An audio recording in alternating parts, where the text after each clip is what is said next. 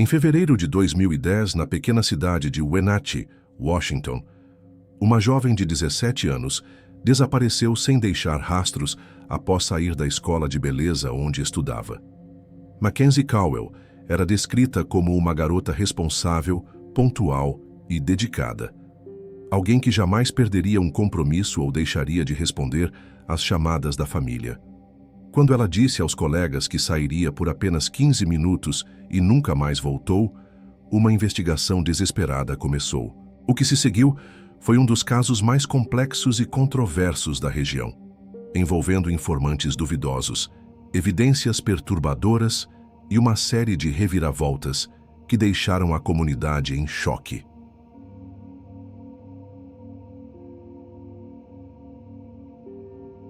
Em fevereiro de 2010, Wenatchee, uma cidade agrícola no coração do estado de Washington, conhecida como a capital mundial da maçã, tornou-se palco de um dos casos criminais mais chocantes da região. Situada nas encostas orientais da Cordilheira Cascade, a área é marcada por vales extensos, pomares de maçãs e vastas regiões selvagens, criando um cenário de beleza natural, mas também de isolamento em certas partes. A comunidade, com cerca de 30 mil habitantes, era conhecida por sua tranquilidade, com índices de criminalidade baixos, especialmente crimes violentos contra crianças. Esse ambiente pacífico foi abalado quando uma jovem promissora desapareceu, desencadeando uma investigação que revelou um crime brutal e muitas perguntas sem resposta. Mackenzie Nicole Cowell, de 17 anos, nascida em 1º de abril de 1992, era uma estudante do último ano da Wenatchee High School, há apenas 2 meses de completar 18 anos.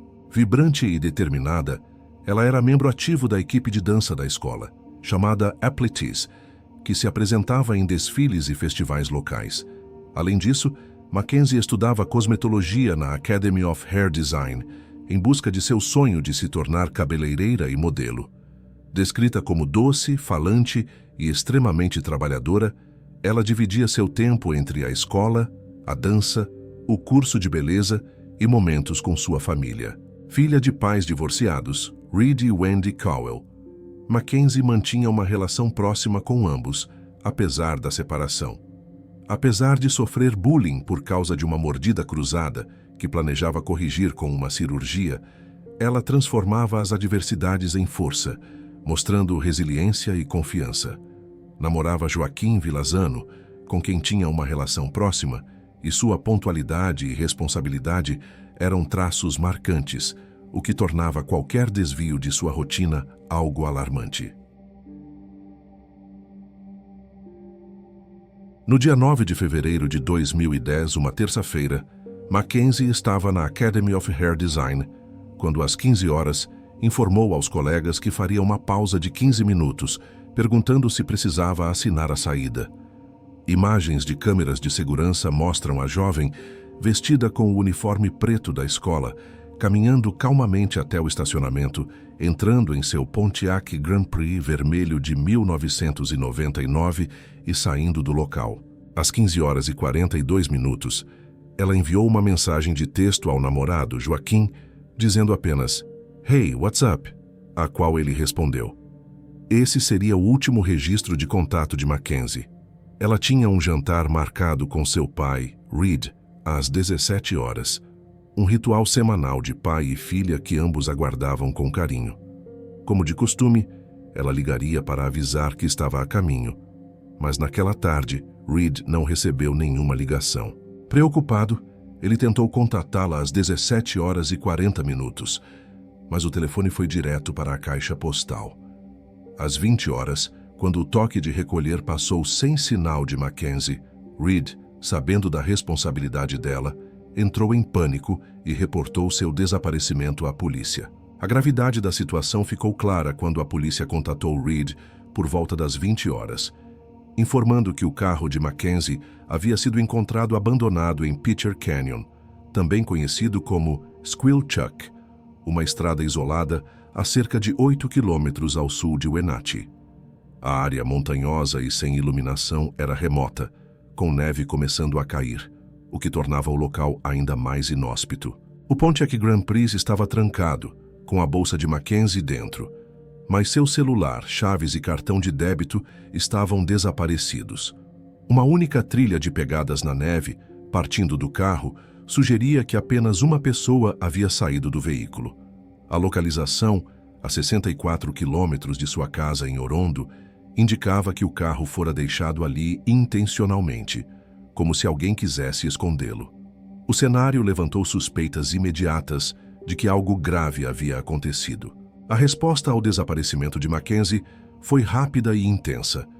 O FBI foi acionado imediatamente, acionando uma força-tarefa com 5 agentes do FBI e 7 detetives do condado de Chelan. Buscas foram realizadas por terra, com cães farejadores, e por ar, utilizando helicópteros cobrindo a área remota de Pitcher Canyon e arredores. A comunidade de Wenatchee se mobilizou com voluntários ajudando nas buscas e cartazes espalhados por toda a cidade. Mackenzie foi oficialmente listada como uma pessoa desaparecida em perigo, embora o caso não tenha atendido aos critérios para um alerta Amber. Uma recompensa de $7.000 foi oferecida por informações que levassem a pistas sobre seu paradeiro. A combinação de esforços policiais, apoio comunitário e a atenção da mídia local e regional refletia a urgência em encontrar a jovem, cuja ausência era completamente fora de seu padrão de comportamento responsável. Apesar da mobilização, os primeiros dias não trouxeram respostas. Apenas mais perguntas e um crescente senso de temor sobre o destino de Mackenzie.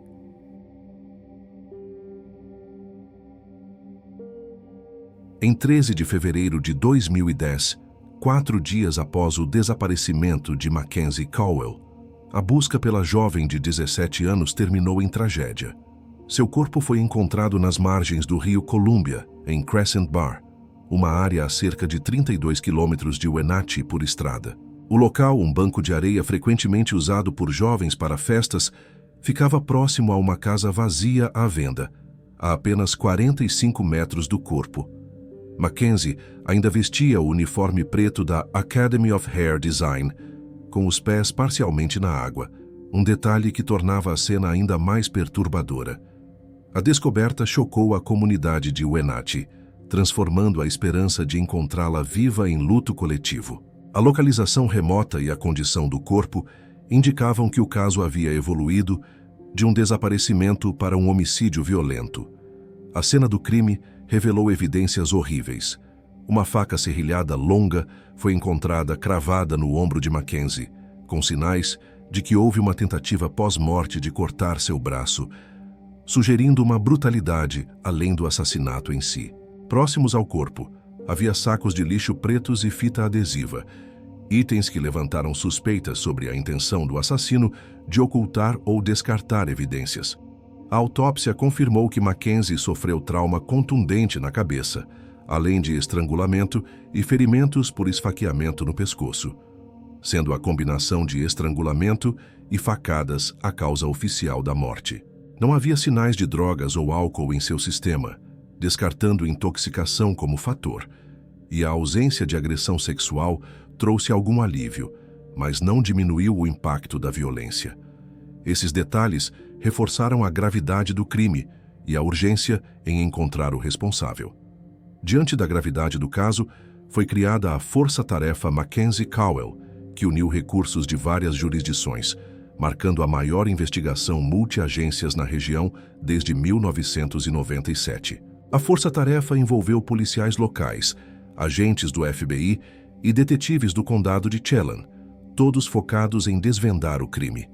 A comunidade de Wenatchee se uniu em solidariedade e, em 25 de fevereiro, cerca de 1.800 pessoas compareceram a um serviço memorial no Toyota Town Center.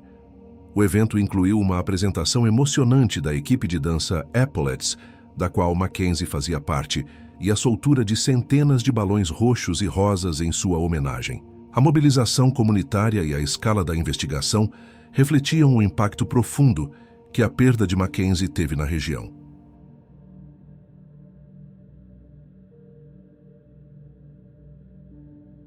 As investigações iniciais focaram em pessoas próximas a Mackenzie. Seu namorado, Joaquim Vilassano, Foi interrogado e submetido a um teste de polígrafo, no qual falhou em uma pergunta sobre se sabia quem matou Mackenzie. Apesar disso, ele foi rapidamente descartado devido a um álibi sólido que confirmava sua localização no momento do crime. Joey Fisher, namorado da mãe de Mackenzie, Wendy, também foi investigado, especialmente porque os dois tiveram uma discussão acalorada no dia anterior ao desaparecimento. No entanto, ele também apresentou um álibi consistente e foi eliminado como suspeito.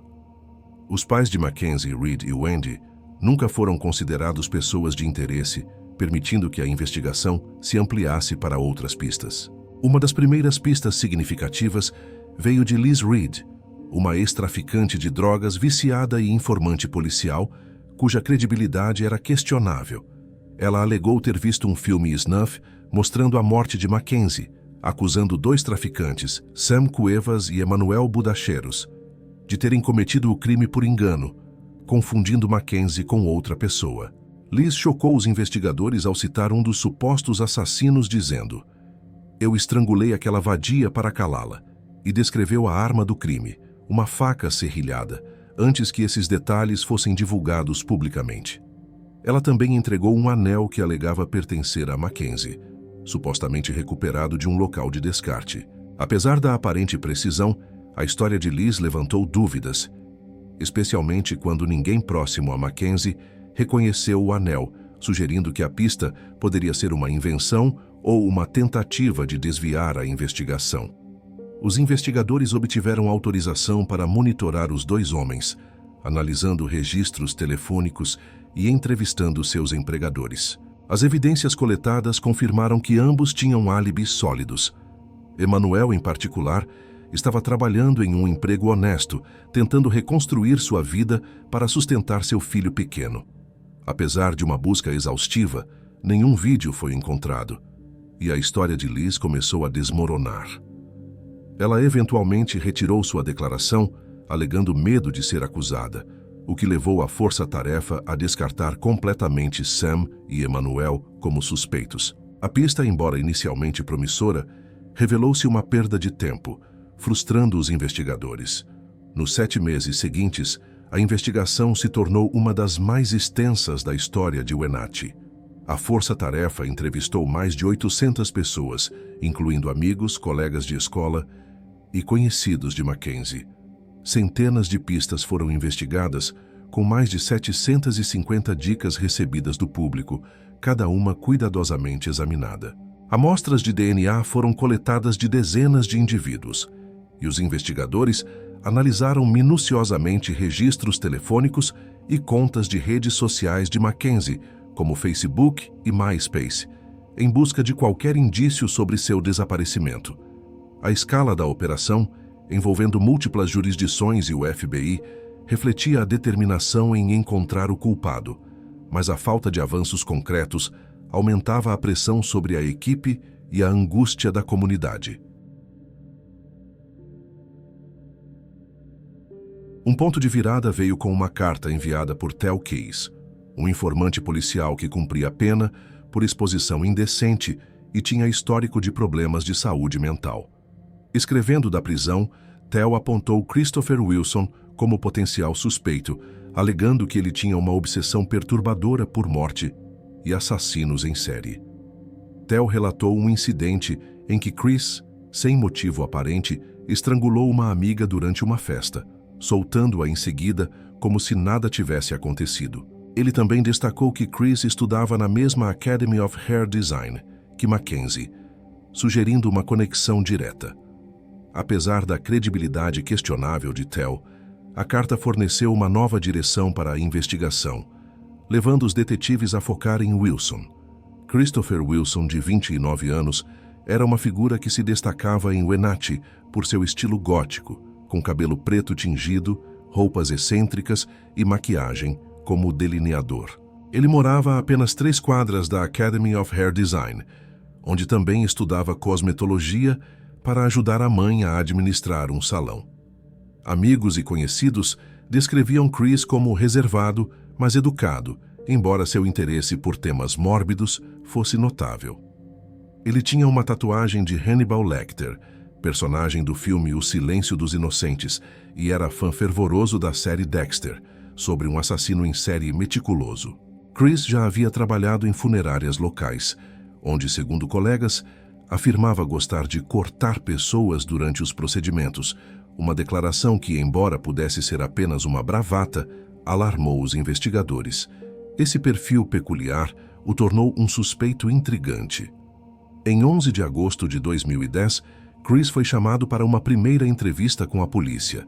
Ele se mostrou cooperativo, negando qualquer relação com Mackenzie, além de serem colegas na academia. Afirmou que ela era apenas uma conhecida casual, sem qualquer interação significativa.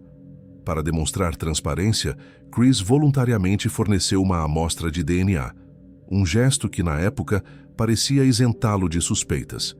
Ele não tinha antecedentes criminais, o que reforçava sua imagem de cidadão comum. No entanto, as informações fornecidas por Tel Keys e o perfil incomum de Chris mantiveram os investigadores atentos, decididos a explorar mais profundamente sua possível conexão com o crime. A investigação sobre o assassinato de Mackenzie Cowell começou a se intensificar, com evidências circunstanciais apontando para Christopher Wilson. Imagens de câmeras de segurança da Academy of Hair Design mostraram que Chris deixou o prédio apenas 72 segundos após Mackenzie pela mesma porta dos fundos, no dia 9 de fevereiro de 2010. Esse intervalo curto sugeria que ele poderia tê-la seguido, ou que ambos tinham um destino em comum, embora nenhuma comunicação direta entre eles tenha sido registrada. Além disso, 3 testemunhas relataram ter visto um homem magro, de cabelo escuro, caminhando na área remota de Pitcher Canyon, onde o carro de Mackenzie foi abandonado. A descrição correspondia ao visual distinto de Chris, com seu cabelo preto tingido e estilo gótico. Crucialmente, Chris não apresentou um álibi sólido para o restante daquele dia. As únicas evidências de seu paradeiro foram algumas mensagens trocadas com sua ex-namorada, o que não explicava suas ações após deixar a academia, aumentando as suspeitas sobre ele.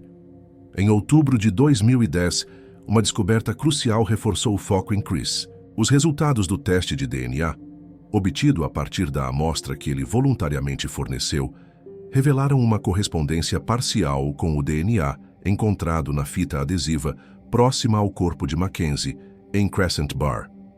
Essa correspondência, embora não definitiva, indicava que o DNA poderia pertencer a apenas um em cada 1.047 homens brancos, o que estreitava significativamente o campo de suspeitos. Inicialmente, Chris não sabia que a correspondência era parcial, o que pode ter influenciado sua reação posterior. Essa evidência, combinada com as circunstâncias de sua saída da academia, colocou-o no centro da investigação, transformando-o de uma pessoa de interesse em um suspeito principal.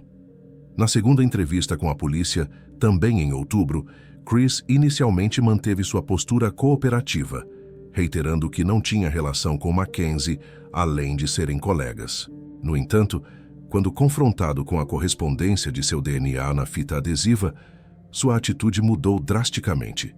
Ele parou de falar, pediu um advogado imediatamente e demonstrou uma expressão impassível, descrita como um olhar fixo e sem emoção. Em 6 de outubro de 2010, ele foi preso, acusado de homicídio em segundo grau, com uma fiança fixada em $1 milhão. A mudança abrupta em seu comportamento e a recusa em explicar a presença de seu DNA reforçaram a convicção dos investigadores de que estavam no caminho certo.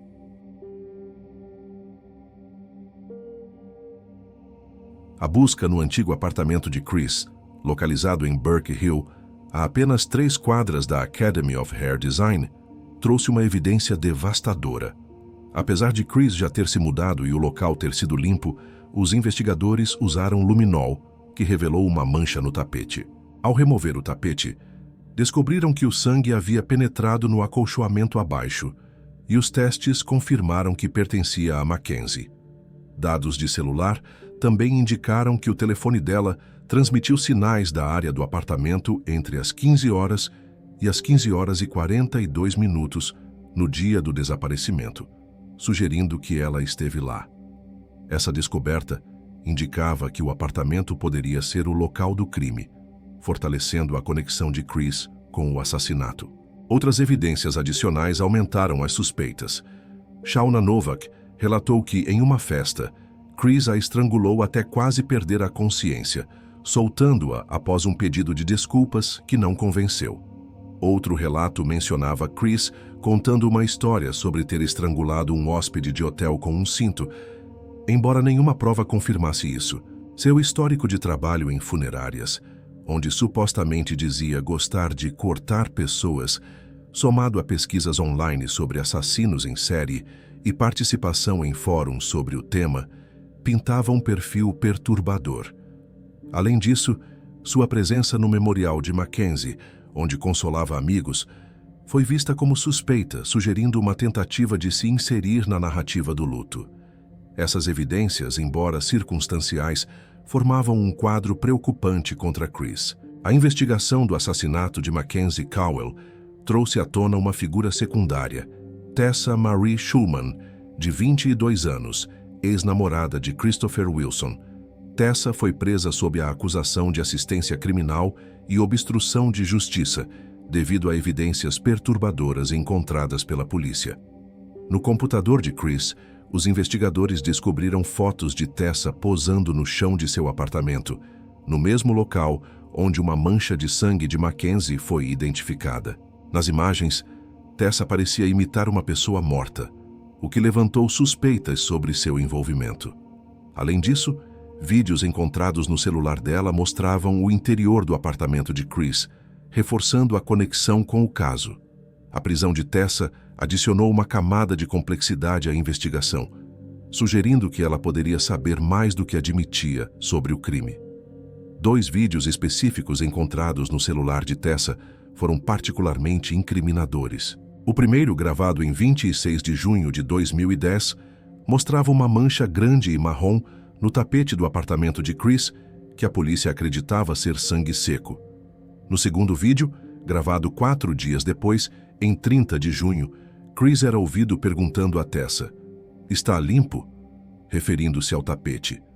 A resposta dela: "Sim, considerando o que aconteceu", foi vaga, mas profundamente inquietante, especialmente porque a câmera focava diretamente na mancha. Chris alegou que os vídeos foram feitos para documentar a limpeza do apartamento, com o objetivo de recuperar seu depósito de aluguel, e que a mancha era resultado de água de um bong de maconha derramado. No entanto, a natureza específica da frase de Tessa e o foco na mancha sugeriam que ela poderia estar ciente de algo mais grave. As conexões telefônicas entre Tessa e Chris no dia do crime, 9 de fevereiro de 2010, também levantaram suspeitas. Registros mostraram que eles conversaram às 15 horas e 32 minutos, pouco após ambos deixarem a Academy of Hair Design, e trocaram mais 5 ligações ao longo daquela noite.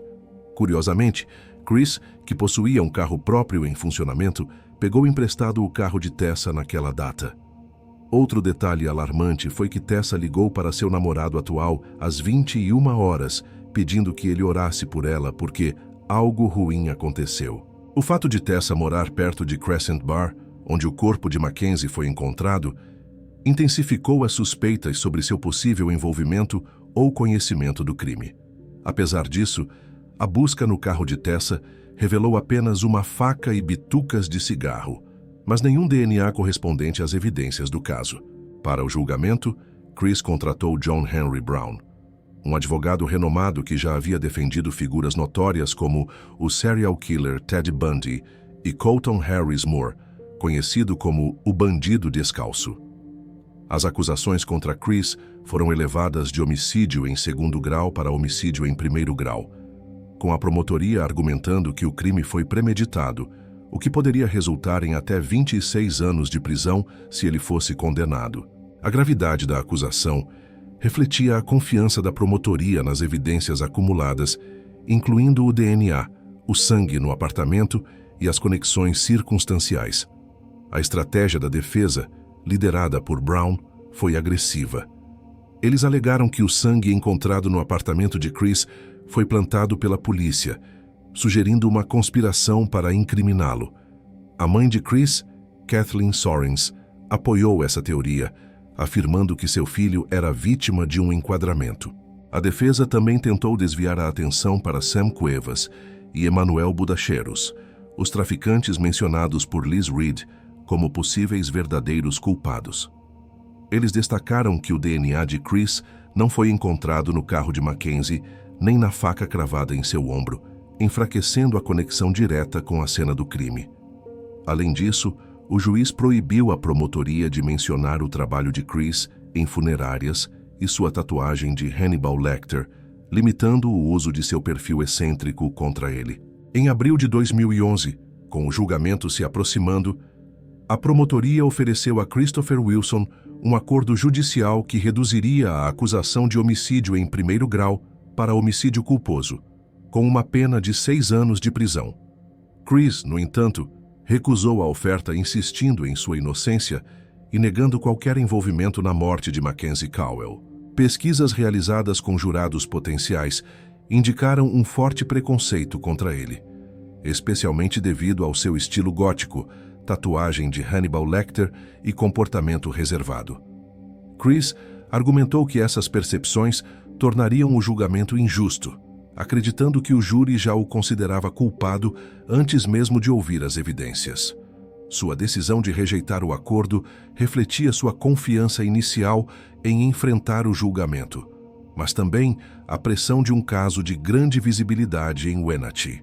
Na véspera do julgamento, a postura de Chris mudou. Percebendo o peso das evidências circunstanciais, como o sangue de Mackenzie encontrado em seu antigo apartamento e a correspondência parcial de DNA na fita adesiva, ele reconsiderou a possibilidade de um acordo. A oferta original de 6 anos, porém, já não estava mais disponível, pois a promotoria endureceu sua posição. A família de Mackenzie, especialmente seus pais, Reed e Wendy, exigia que qualquer acordo incluísse uma admissão explícita de culpa, algo que consideravam essencial para encerrar o caso. Pressionado, Chris aceitou um acordo mais severo, que incluía acusações adicionais, para evitar o risco de uma condenação por homicídio em primeiro grau, que poderia levar a uma pena de até 26 anos. Na declaração de culpa, Chris se declarou culpado de homicídio culposo em primeiro grau, admitindo também roubo em primeiro grau, relacionado ao celular de Mackenzie, e uma agressão em um caso não relacionado. Em uma audiência tensa, ele leu uma declaração escrita afirmando: "Causei imprudentemente a morte de Mackenzie Cowell por estrangulamento e esfaqueamento."